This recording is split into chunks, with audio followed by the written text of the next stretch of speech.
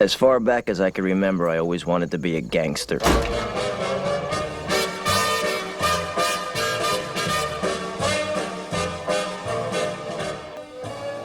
To me, being a gangster was better than being president of the United States.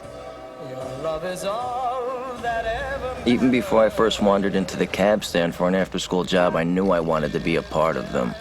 It was there that I knew that I belonged. And to me, it meant being somebody in a neighborhood that was full of nobodies. They weren't like anybody else. I mean, they did whatever they wanted. They double parked in front of a hydrant and nobody ever gave them a ticket. In the summer, when they played cards all night, nobody ever called the cops. Must I forever be a beggar? Good. Nice to see you. Thank you.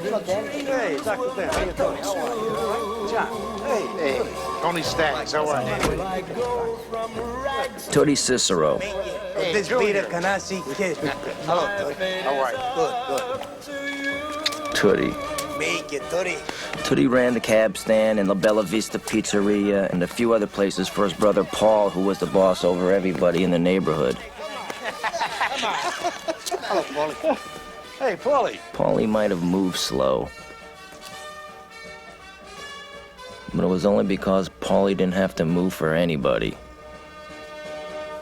Must I forever be a beggar? It's your fault. You started it. I started it. It's your fault. Junior, here. At first, my parents loved that I found a job across the street from the house. Henry, don't play ball. My father, who was Irish, was sent to work at the age of 11, and he liked that I got myself a job. He always used to say that American kids were spoiled lazy.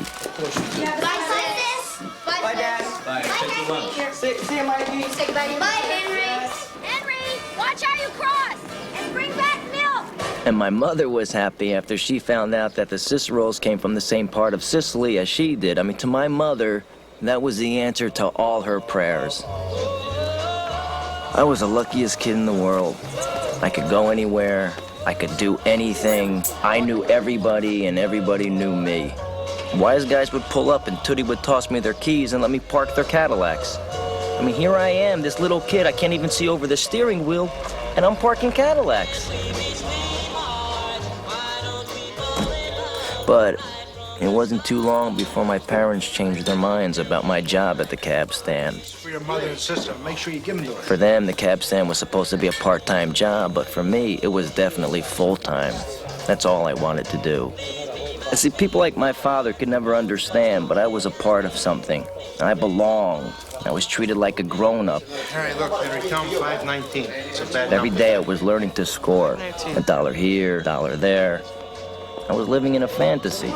Fuck is bottom on his spot. Is that right? Well, did you have a good day at school today? My father was always pissed off. Learned a lot. He was pissed that he made such lousy money. He was pissed that my kid brother Michael was in a wheelchair. He was pissed that there were 7 of us living in such a tiny house. Why don't you tell me about this? It's a letter from school. It says you haven't been there in months. In months? You think you're so smart? You're nothing but bum! You want to grow up to be a bum?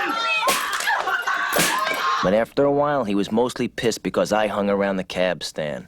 He knew what went on at that cab stand. And every once in a while, I'd have to take a beating.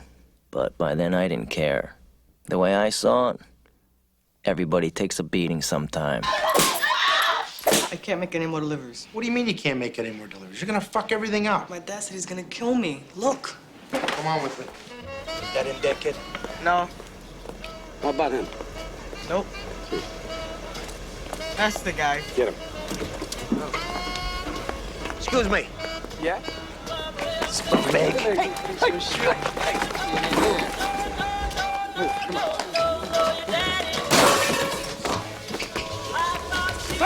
You know this kid? Answer. Yeah. You know where he lives? Yeah. Deliver mail to his house? Answer. Yeah. Well, from now on, any letter from that school to that kid's house comes directly here. You understand? Yeah. If another letter from that school goes to that kid's house, in the fucking oven, you're gonna go head first. That was it. No more letters from truant officers, no more letters from school, in fact, no more letters from anybody. Finally, after a couple of weeks, my mother had to go to the post office and complain. How could I go back to school after that and pledge allegiance to the flag and sit through good government bullshit? Paulie hated phones. He wouldn't have one in his house. Call. You want me to call him back? All right, make the call, guys. He used to get all his calls secondhand, then you'd have to call the people back from an outside phone. You get it, Nickel? Yeah. Get him on the phone for me. Yeah, go get your feet. There were guys, that's all they did, all day long, was take care of Paulie's phone calls. All right, thanks.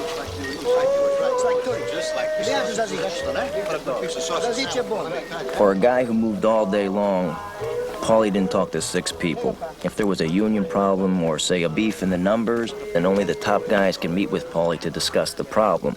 Everything was one-on-one. Paulie hated conferences. He didn't want anybody hearing what he said, and he didn't want anybody listening to what he was being told. Hundreds of guys depended on Paulie, and he got a piece of everything they made. It was tribute, just like in the old country, except they were doing it here in America. And all they got from Paulie was protection from other guys looking to rip them off. And that's what it's all about. That's what the FBI could never understand.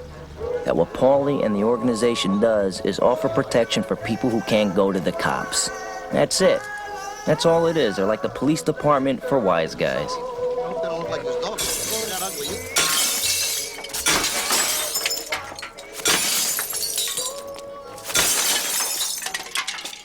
People looked at me differently, and they knew I was with somebody.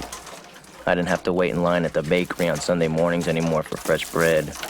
The owner knew who I was with, and he'd come from around the counter no matter how many people were waiting. I was taken care of first.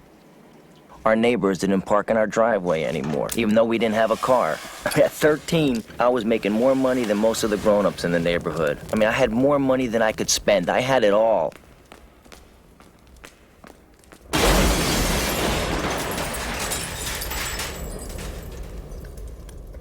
One day, some of the kids from the neighborhood carried my mother's groceries all the way home. You know why? It was out of respect.